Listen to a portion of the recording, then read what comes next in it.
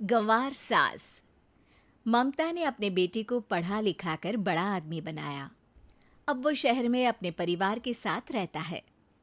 एक दिन ममता का बेटा रोहन अपनी पत्नी आलिया से कहता है, अरे आलिया, सुनो, माँ अब से गांव में नहीं रहेगी। वो हमारे साथ यहीं रहेंगी शहर में। उनका कमरा आज नौकर से बोलकर अच्छे से साफ करवा देना।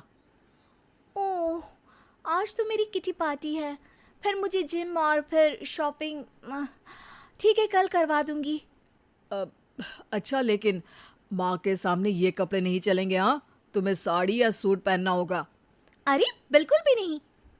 मेरे मम्मी पापा ने इतना पैसा लगाकर शादी इसलिए नहीं की थी कि मैं अपनी मर्जी के कपड़े पहन ओढ़ भी ना सकूं। अरे चलो, गुस्सा मत हो, लेकिन कुछ दिन तो माँ की खुशी के लिए कर सकती हो ना। लेकिन आलिया मानती नहीं।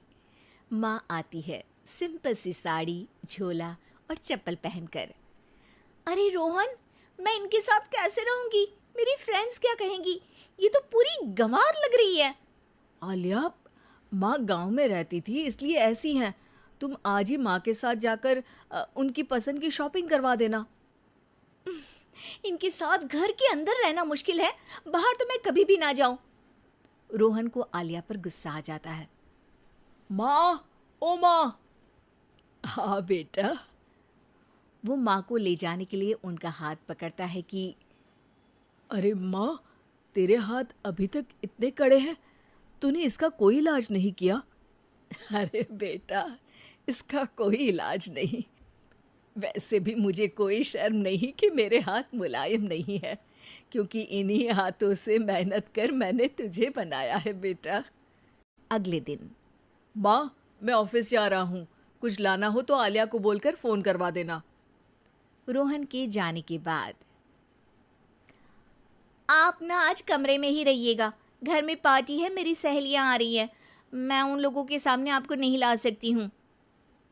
ठीक है बहू, लेकिन तुम कहो तो मैं कुछ खाने को बना दूँ तुम लोगों की पार्टी के लिए। वो लोग सिर्फ कॉन्टिनेंटल या थाई फूड ही खाते हैं। कोई बात नहीं, कभी इंडियन खिलाने वाला कोई मिला नहीं होगा ना। मैं बनाकर कमरे में चली जाऊंगी। जैसे आपकी मर्जी। आलिया के घर उसकी दोस्त आती हैं, पार्टी होती है। अरे वाह आलिया, ये क्या है खाने में? बड़ा ही स्वादिष्ट है यार, इसकी रेसिपी मुझे चाहिए। हाँ, और ये दाल, ओ माय गॉड, मैंने तो किसी 5 स्टार में भी ऐसी दाल नहीं खाई है। यार तू कुक को यहाँ बुलाना। अब आलिया घबरा जाती है। हाँ हाँ हाँ हाँ, क्यों नहीं। माँ जी ज़रा बाहर आइए। आलिया की सास सिंपल सी साड़ी और गांव के अंदाज में आती है। अरे बहू, क्या हुआ? खाना पसंद नहीं आया क्या? बहू? अरे ये गांव से दिखने वाली औरत तुम्हें बहू क्यों बोल रही है? कौन है ये? वो हमारी नई नौकरानी है। सास बहू की बात सुनकर बहुत दुखी हो जाती है। वो सर झुकाकर जा ही रही होती है कि एक सहेली बोल पड़ती है। अरे कहाँ जा रही हैं माँ जी? वो उठकर उनके पैर छूती है। जीती रहो बेटा। क्या है ना, आपकी शक्ल बिल्कुल मेरी माँ जैसी है। पता है आलिया, मैं शहर पढ़ने आई और फिर शहरी हो गई, लेकिन मेरे माँ पापा तो आज भी गांव में रहते हैं, बिल्कुल इनके जैसे ही हैं। आप यहाँ बैठिए ना आंटी, आप सच में बड़ी खूबसूरत है और आपके हाथ का खाना तो लाजवाब है। काश ये मेरी सास होती। सभी सहेलियां सास को घेर कर बैठ जाती हैं और उनसे खाने की रेसिपी पूछ रही होती है कि तभी घर की बेल बजती है और रोहन आता है।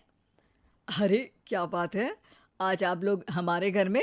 और ये लोग तो मुझे आलिया से ज़्यादा माँ की सहेलियाँ लग रही हैं। क्या ये आपकी माँ है? लेकिन आलिया ने तो कहा कि ये उनकी नौकरानी है और इन्होंने भी नहीं बताया। वो नहीं बताएंगी, क्योंकि उनके लिए बच्चों की इज्जत और उनकी खुशी सबसे पहले है।